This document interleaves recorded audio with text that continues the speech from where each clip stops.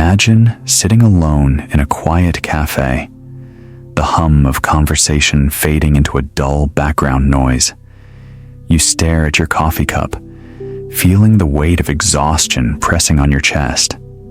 The breakup still stings. The job feels uncertain, and something deeper gnaws quietly at your sense of self. A strange, invisible fear of facing what lies within. This is not weakness. It is emotional avoidance, a survival instinct that over time steals away your confidence, your peace, your ability to care for yourself. Stoicism teaches us that the battle for calm, resilience, and self-worth begins within. The enemy is not circumstance, but the way you react to it. In this video, we will explore 7 powerful Stoic habits drawn from ancient wisdom and modern psychology to guide you toward self-care and unshakable confidence. By the end, you will have a practical map to transform how you face your inner world.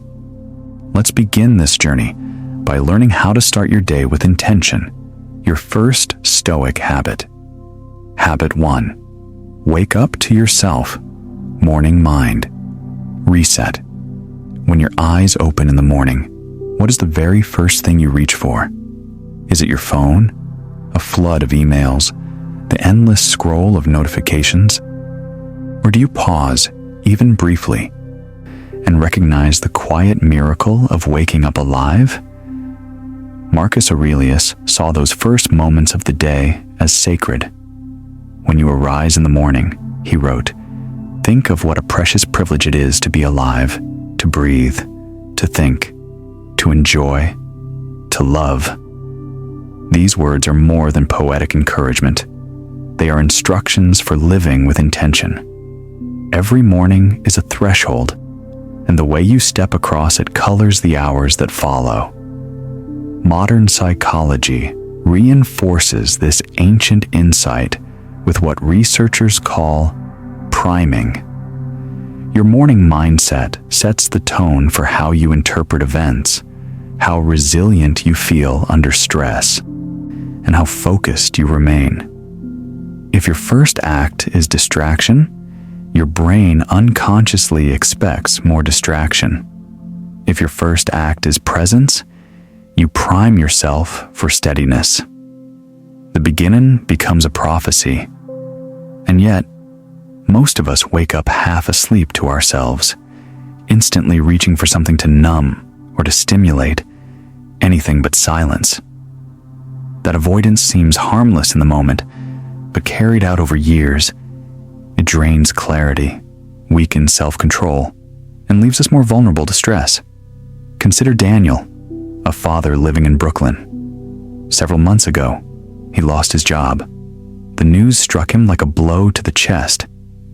Each morning after, he awoke with anxiety pressing down like a weight. Almost without thinking, his hand reached for his phone. He scrolled through social media, headlines, and trivial updates.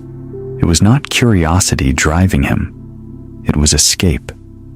By flooding his mind with noise, he could temporarily avoid the sharp edge of fear. But avoidance did not heal him. It only deepened the fog. His mornings blurred into a cycle of restless distraction, and by noon, he already felt behind. Then Daniel made a small but decisive change. Instead of diving into the chaos of his phone, he set his alarm 10 minutes earlier. For those 10 minutes, he sat quietly in his kitchen with a notebook. At first, it was almost unbearable. The silence seemed too loud. Thoughts of failure and fear came rushing in, but he stayed with it. He noticed his breath, wrote down a few words about what he was feeling, and set 3 intentions for the day, not tasks like send emails or apply to jobs, but qualities: patience, courage, gratitude. Slowly, something shifted. The knot of dread began to loosen. The mornings no longer felt like an ambush. They became a rehearsal for resilience. This is the essence of waking up to yourself. It is the practice of reclaiming the dawn before the world can seize it. In Stoic philosophy, the mind is your only true possession. Everything else, money, status, even health, can be taken away. But the sovereignty of your inner state is yours if you claim it. Starting the day in awareness is not a luxury. It is the foundation of freedom. Marcus Aurelius himself, despite the crushing weight of empire, carved out moments in the early hours to remind himself of what truly mattered. If the most powerful man in the world needed that reset, how much more do we? From a psychological perspective, this practice interrupts a dangerous loop. Anxiety often drives avoidance, and avoidance fuels more anxiety. The cycle becomes self-reinforcing. But when you choose stillness, when you notice your breath or write an intention, you replace avoidance with approach. You teach your nervous system that you can face discomfort without flinching. The brain rewires itself through such repetitions. In time, what was once frightening silence becomes a source of strength. The takeaway is practical and clear. Tomorrow morning, resist the reflex to grab your phone. Give yourself 10 minutes that belong only to you. Sit quietly and breathe, or write a few lines about how you want to meet the day. Focus on qualities, not tasks, calmness, clarity, kindness. By doing this, you are not just organizing your schedule, you are shaping your character. Over weeks and months, this morning reset becomes a fortress of stability. Daniel discovered that he was not merely starting his day, he was starting himself anew. That is the quiet but radical power of this habit. Each sunrise gives you the chance to choose awareness over distraction, sovereignty over servitude. You are not at the mercy of what comes. You are the author of how you begin. Having learned the power of starting your day with awareness, the next challenge is learning to face discomfort without flinching.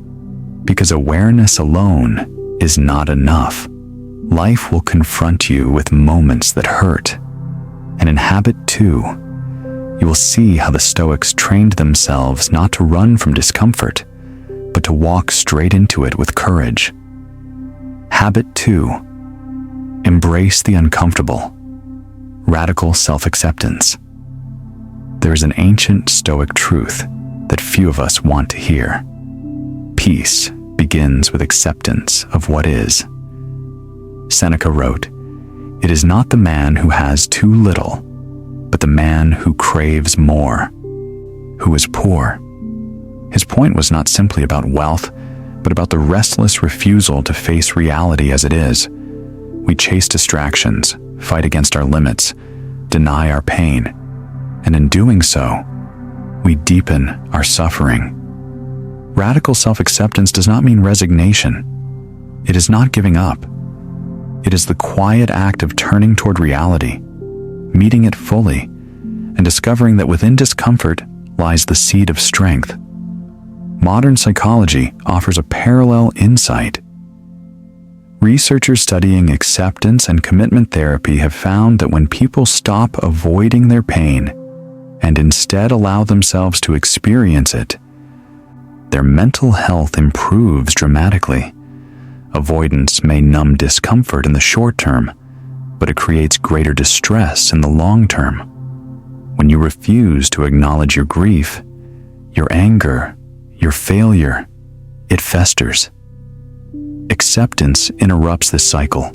It allows you to integrate what hurts into a larger story of growth. In other words, facing what is painful becomes the doorway to healing.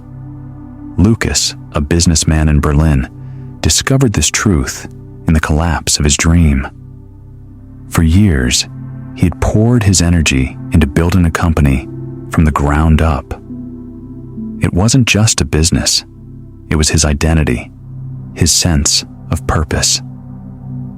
But when the company failed, the loss felt total. Suddenly, his days were filled with silence. He avoided friends, ignored emails, and withdrew into isolation. Outwardly, he pretended he was fine and told himself the setback was temporary. In reality, he was hiding from the wound. One evening, sitting alone in his dim apartment, Lucas reached a breaking point. He opened a notebook and for the first time, wrote the words he had been avoiding. The company failed. I failed. As the ink sank into the page, tears followed. At first, it felt like humiliation, a surrender he had long resisted. But something unexpected happened in that moment of honesty. By naming the reality, Lucas no longer had to waste energy denying it. Acceptance did not erase the pain, but it stripped away the illusion. In its place came clarity. He could see the lessons, the resilience still inside him, and the possibility of rebuilding. This is what radical self-acceptance gives you. Not comfort, but freedom. The Stoics believed that denial was a form of slavery, a refusal to live in accordance with nature. To accept is to live in truth. Seneca often reminded himself that fortune could strip him of wealth, status, even health, but it could never rob him of his ability to say, "This is mine to bear." Modern psychology echoes this wisdom. Studies show that people who practice acceptance report less anxiety, greater self-compassion, and a stronger capacity to adapt to change. What feels like surrender is, paradoxically, the beginning of power. Your practice is simple, but it will test your courage. Each night, before sleep, write down 3 things you are willing to accept. About yourself, about your life, or about circumstances you cannot change. They might be mistakes that still sting, limitations you resist, or truths you have buried under excuses. Write them without judgment, without trying to fix or explain. Just acknowledge them. This small ritual rewires your relationship with discomfort. It teaches your mind that facing reality does not destroy you. It strengthens you. Over time, this habit transforms the way you meet challenges. Lucas discovered that his acceptance of failure was not the end of his story, but the beginning of a new one. Freed from the weight of denial, he could imagine possibilities again. He rebuilt, not from desperation, but from clarity. His strength was no longer tied to success alone, but to his capacity to endure and to learn. That is what acceptance gives you, not escape, but renewal.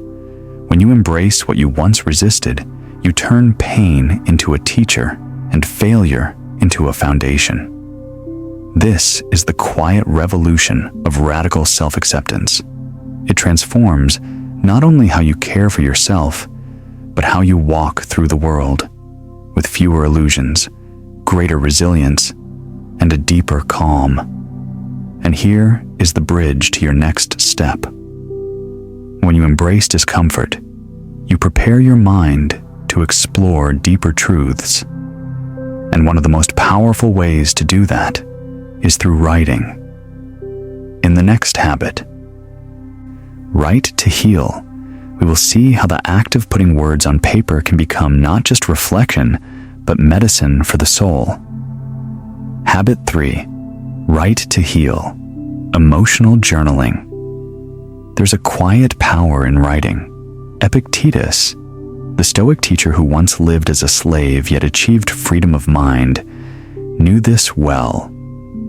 He taught that self-awareness is the cornerstone of wisdom, and journaling, the act of putting thoughts and feelings into words, is one of the simplest yet most profound tools for self-awareness. Writing clears the fog of the mind. It takes the raw material of emotions, confusion, anger, sorrow, and gives them form. In that form, healing begins.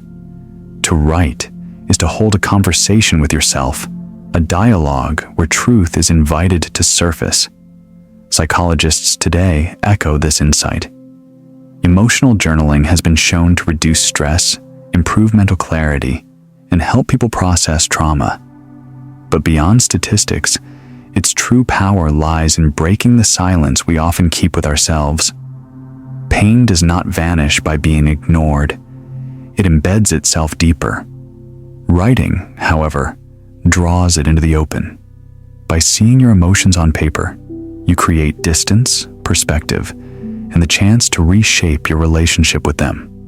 Consider Maria, a single mother in Austin, Texas. Her life was a storm of responsibility.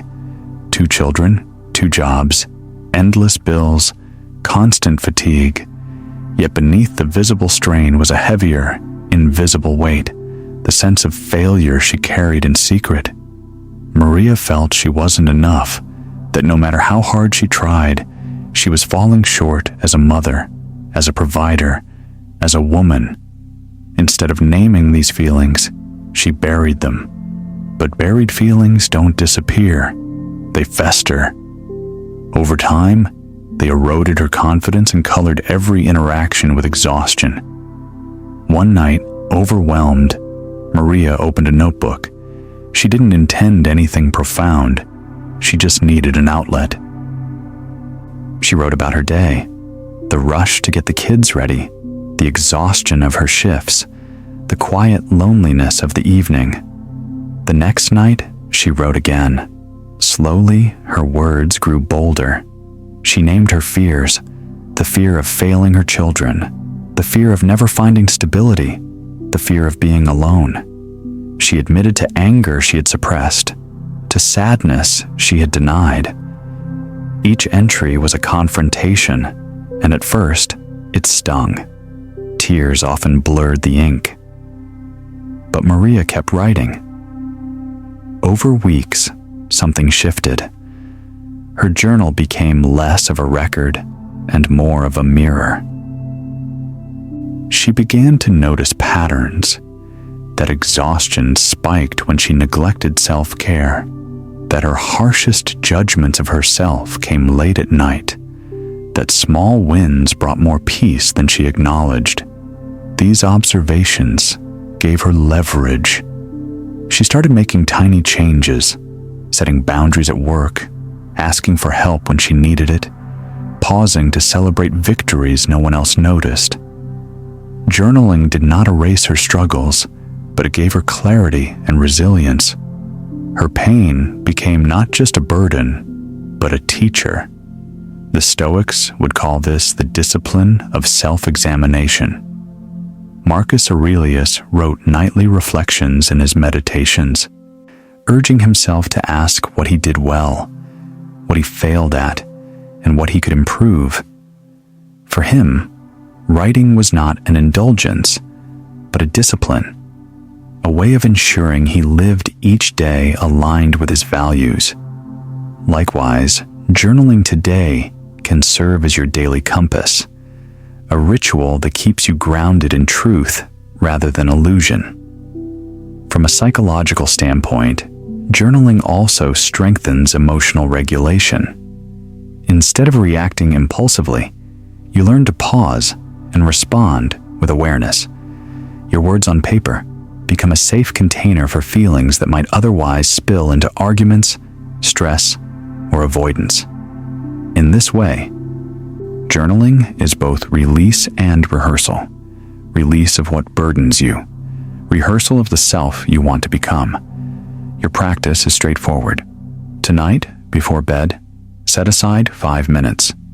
Take a pen and write, freely, without censoring, without worrying about grammar. Write about what you felt today, what challenged you, and what you learned. Do not try to be profound, just be honest. Over time, this ritual becomes a mirror you can trust, reflecting your inner world with clarity and compassion. Maria discovered that through journaling, she was not running from her emotions, but walking toward them.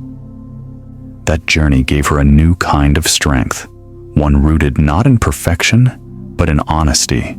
You too can find in this habit a gentle form of resilience. By writing, you claim your story. By seeing it clearly, you begin to heal. Write to heal is not about recording events. It is about reclaiming ownership of your inner life. It is a quiet but radical act of self-care. For Maria, the notebook became a lifeline, transforming silent suffering into expressed truth. And for you, it can be the daily practice that turns confusion into clarity and pain into possibility. Having named your truth through writing, the next habit teaches you to embrace stillness, the power of silence. Habit 4. The power of silence. Intentional silence. There is a profound discipline in silence. Marcus Aurelius wrote that he who does not enter his own heart in silence will never know himself. Silence is not absence. It is presence, a deliberate turning inward that allows the mind to rest, reflect, and renew. In the noise of modern life, quietude is a rare gift, yet it is essential for self-care and the cultivation of unshakable confidence. The Stoics understood this deeply. They practiced stillness not only as a retreat, but as a way to listen to truth without distortion. Modern psychology confirms the same. In a world of constant stimulation, our minds rarely get a chance to breathe. This leads to fatigue, reactivity, and avoidance of deeper feelings. A period of quiet gives the brain space to process, to integrate emotions, reduce stress, and restore clarity. It allows you to reconnect with yourself rather than being lost in the flood of information and noise. Consider Jacob, a software engineer in Munich. His work was demanding, filled with deadlines, code reviews, and constant notifications. Lunch breaks were often swallowed by emails or team chats. Over time, Jacob felt drained, unable to concentrate, and emotionally frayed. Then a colleague suggested something simple: take a silent walk each day. Jacob was skeptical. What could quiet possibly offer that coffee or a quick scroll through the news wouldn't? The first days were difficult. Jacob felt restless, uncomfortable in the absence of distraction. His mind sought stimulation, excuses, anything but stillness. But he persisted. Each afternoon, he stepped away from screens and chatter, walking alone through the streets near his office, without music, without conversation, without scrolling. At first, it felt empty, even unsettling. But gradually, Jacob noticed a shift. Quiet brought clarity. His thoughts became less scattered. He began to observe emotions without being swept away by them. He felt a lightness he had not experienced in years. This transformation comes from what the Stoics called the discipline of perception. A pause from noise is not just rest, it is awareness. By withdrawing from distraction, you create space to examine your own mind. In that space, truth emerges, truths easily drowned in the static of daily life. Stillness becomes a mirror, reflecting your inner state without distortion. From a psychological perspective, intentional silence functions as a reset button. It slows the brain's overstimulation cycle and fosters mindful awareness. It creates a buffer between impulse and action, helping you respond rather than react. Quiet strengthens emotional resilience. It teaches patience with yourself and compassion for your own inner struggles. Your takeaway: choose 1 hour a day for intentional stillness, a digital detox. No social media, no emails, no noise. Let that time be free of distraction, a quiet sanctuary for your mind. You might use it to walk without conversation, sit in stillness, or simply breathe. At first, the absence of stimulation may feel awkward, but that discomfort is part of the process. The mind's resistance to rest. The reward is clarity, self-awareness, and a renewed capacity for calm. Jakob discovered that silence was not emptiness, but presence. It became his daily reset, a way to ground himself in truth rather than reaction. In the stillness, he rediscovered his own voice and a steadiness that no external noise could take away. The power of silence is a practice. It requires intention and courage. It is not found in the absence of sound alone, but in the absence of distraction, the ability to stand with yourself, undisturbed. For the Stoic, silence is both refuge and training ground. It is a habit that heals, strengthens, and deepens your connection to yourself. When you embrace quiet, you begin to hear your own mind again. And when you hear it clearly, you find the peace and confidence to meet life on your own terms. This is the gift of the power of silence. Silence is a gateway to deeper understanding, and the next habit will show you how to transform pain into growth. Habit 5. Transform your pain. Stoic reframing. There's a moment in life when pain is unavoidable. It can arrive as loss, as failure, as betrayal, or as hardship. Epictetus, the Stoic who endured chains and slavery, taught a radical truth. It's not what happens to you, but how you react to it that matters. This is the art of reframing, the ability to see suffering not as a curse, but as a teacher. Reframing is not denial. It is the choice to reinterpret pain, to find meaning within it, to transform it into growth. Modern psychology calls this cognitive reframing. It is the process by which you shift perspective, changing the way your brain interprets events. This shift is powerful. It can turn stress into opportunity, trauma into insight, and despair into resilience. Avoidance keeps wounds festering. Reframing opens the door to healing. Consider Dr. Marcus Chen, an ER physician in Chicago. His job was to confront life and death daily. One evening, he faced a particularly difficult case, a patient with severe trauma and unclear prognosis. It weighed heavily on him. For days, the images haunted him, the what-ifs spinning endlessly in his mind. At first, he carried the case like a burden, unable to release it. He questioned his abilities, felt frustration, even helplessness. But then, Dr. Chen began to apply a Stoic shift. He asked himself, "What does this situation teach me? How can I meet this challenge in a way that strengthens me?" He reframed the experience. The case became not only a source of pain, but also a test of skill, patience, and presence. It became an opportunity to refine his work, deepen his compassion, and live the values he had committed to as a doctor. Over time, reframing became his daily practice, a way to meet suffering without losing peace.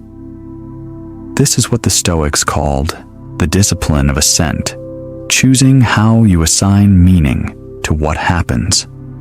Pain may be inevitable, but the story you attach to it is within your power. That story shapes your experience far more than the event itself. Psychologically, reframing works because your brain is wired to seek meaning. When you consciously reinterpret an event, you interrupt automatic emotional spirals and create new associations. This strengthens resilience. You shift from victimhood to agency, from helplessness to clarity. Your takeaway: each morning, before your day begins, ask yourself 2 questions. What belongs to me today? What can I control? Let these questions become your Stoic anchor. They frame your day in a way that preserves peace and strengthens resolve. By turning your focus toward what you can influence, you free yourself from the weight of reaction. This is the power of reframing.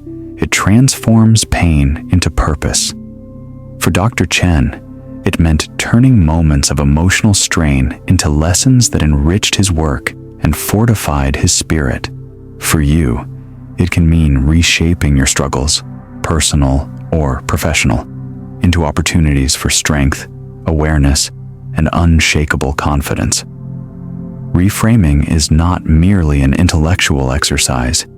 It is a discipline of the mind, practiced daily. It is the art of telling yourself a new story, one in which difficulty becomes a step toward greater wisdom. When you choose to reframe, you choose not to be defined by what happens to you, but by how you respond. That choice, moment by moment, is the essence of Stoic freedom. Once you transform your pain, the next habit teaches you how to preserve your strength by setting boundaries. Habit 6, the strength of no. Boundary setting as self-care. There's a quiet power in saying no. Seneca once reminded us that freedom begins with the ability to refuse. This is not about shutting life out, but about choosing where to place your time, your energy, and your attention. Boundaries are not walls of isolation. They're the frame that holds your life together, preserving your clarity and well-being. Saying no is not rejection of the world. It is an act of self-respect, a discipline that makes peace and confidence possible. Modern psychology echoes this truth. Without boundaries, your energy scatters, your attention fragments, and your mind becomes exhausted. Limits are not just protective, they are empowering. They allow you to live with alignment, directing your focus toward what actually matters, instead of being consumed by the endless demands of others. Consider Clara, a project manager in Hamburg. She was known for her generosity at work, always willing to step in and help. She said yes to every request. Late projects, last-minute meetings, colleagues who leaned on her for extra support. At first, she felt proud of her reliability, but over time, she noticed exhaustion creeping in. Her own tasks fell behind. She began to dread each workday, sensing she was living at the expense of herself. One evening, Clara made a decision. She would begin practicing the word no. It was awkward at first. She worried about disappointing others or being labeled selfish. She drafted excuses in her head, stumbled over conversations. Yet slowly, something shifted. Every time she declined an unnecessary demand, she reclaimed a piece of her life. She found more energy for the projects that mattered. She began to rest without guilt. What once felt uncomfortable became liberating. Saying no became her way of saying yes to herself. This is the essence of Seneca's wisdom. To live freely, you must choose what to let in and what to turn away. Boundaries are the guardrails that protect your inner life. Modern psychology describes this as self-regulation, the ability to manage your commitments in ways that reduce overwhelm and sustain resilience. Saying no does not mean you love others less. It means you respect yourself enough to show up fully when it counts. Your takeaway: begin by naming your personal boundaries. Write down the limits that protect your peace, not answering emails after a certain hour, declining invitations that drain you, refusing extra tasks that add no real value. Start small and practice daily. At first, the discomfort will rise.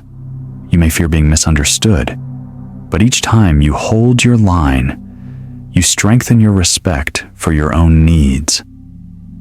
Clara's story reveals what happens when boundaries shift from theory to practice. She discovered that limits were not barriers, but bridges back to herself. They gave her control over her time, renewed energy for her priorities, and the confidence to live on her own terms. The strength of no is not harshness. It is clarity. It is the discipline of choosing wisely, preserving your strength so you can invest it where it matters most, in your growth, your health, your values. When you learn to say no without guilt, you discover that boundaries are not restrictions, but freedoms. Saying no becomes a declaration, a life directed not by endless demands, but by deliberate choice. That is the essence of the strength of no.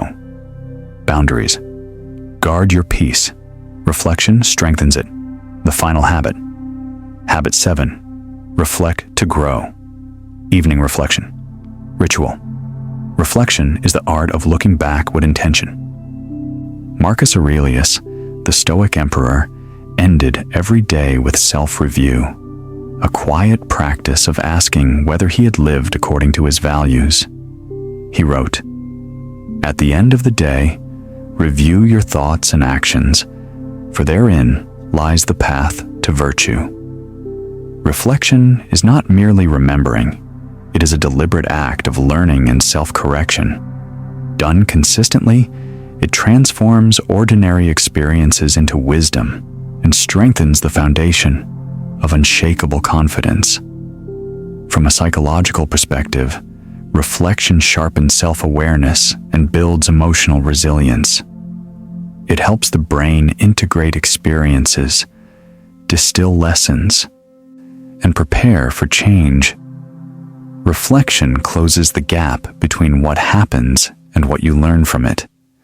Mistakes become lessons, and successes become anchors of clarity. More importantly, it counters avoidance by inviting you to face your day with honesty instead of numbing yourself with distractions. Consider Alex, a software engineer in San Francisco. His days overflowed with deadlines, coding sprints, and endless meetings. Yet beneath the busyness, he felt disconnected, even burned out. Unsure if he was moving toward what truly mattered, Alex began a simple practice. Every night before sleep, he spent 10 minutes reflecting on his day. With a journal, he noted what went well, where he fell short, and what lessons he could carry forward. At first, the habit was hard. After long days, he often resisted slowing down, sometimes skipping altogether. But over time, reflection became a sanctuary. Those 10 minutes became a safe space to process emotions, release frustration without judgment, and recognize small victories worth celebrating. Alex began to notice patterns, what drained him, what energized him, and which choices aligned with his values. Gradually, his days no longer blurred together. Each night became an opportunity to grow. Reflection turned into more than a routine. It became an act of self-care. Through consistent review, Alex responded to life with greater clarity and intention. He ended each day with closure, let go of what he could not change, and prepared for tomorrow with renewed purpose. The Stoics saw reflection not as indulgence, but as discipline. It is asking, have I lived today in accordance with my values? What can I improve tomorrow? Psychology echoes this wisdom. Reflection regulates emotions, improves decisions, and fosters a sense of mastery over life's constant change. Your takeaway: tonight, before sleep, set aside 10 minutes for reflection. Ask yourself 3 questions. What am I grateful for today? What challenged me and what did I learn? What victory, however small, can I celebrate? Write your answers down. It need not be long or perfect. The intention is what matters. Each day becomes your teacher, and reflection becomes your practice of mindful growth. More than reviewing the day, reflection is cultivating a deeper relationship with yourself. It is an act of kindness and honesty, a gift of presence to your own life. Over time, this quiet ritual strengthens self-trust, deepens awareness, and anchors you in resilience. As Marcus Aurelius reminds us, reflection is the path to virtue and peace of mind. By ending each day with reflection, you align yourself with your values and take command of your inner world. This is the essence of Reflect to Grow, transforming the ordinary close of a day into a practice of living wisely. By weaving reflection into your evenings, you give yourself a habit that fuels growth, self-care, and unshakable confidence. Every night becomes a chance to evolve, every day a step closer to the person you aspire to be. Having embraced these 7 habits, you are now ready to begin your Stoic journey. Your Stoic journey begins now. You have now walked through 7 powerful habits, a journey from avoidance to presence, from struggle to transformation, and from doubt to unshakable confidence. These habits: waking up to yourself, embracing discomfort, writing to heal, finding the power of silence, transforming your pain, setting strong boundaries, and reflecting to grow, are not simply techniques. They are a path that leads you deeper into yourself, teaching you how to meet life with courage, clarity, and calm. Stoicism is not merely a philosophy to be studied. It is a lived practice. It is a way of treating every moment, every hardship, every joy, every uncertainty as an opportunity for growth. It offers you tools to transform the noise of life into clarity, to turn challenge into strength, and to make peace with what is beyond your control. These habits together form a rhythm of living that protects your mind, nourishes your spirit, and cultivates self-trust. They transform not only your day-to-day life, but the way you see yourself in the world. The story arc here is profound. We begin with avoidance, hiding from the truth of our feelings and circumstances. Through practice, we learn to face discomfort, to reframe pain, to set boundaries, and to reflect. We transform suffering into self-awareness, and self-awareness into freedom.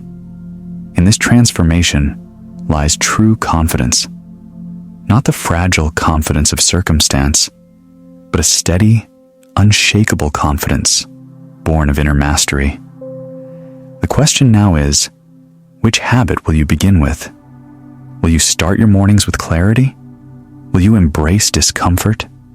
Will you write to heal, silence your mind, reframe your pain, set boundaries, or reflect each night? The choice is yours. Your Stoic journey begins here. Start small, start now.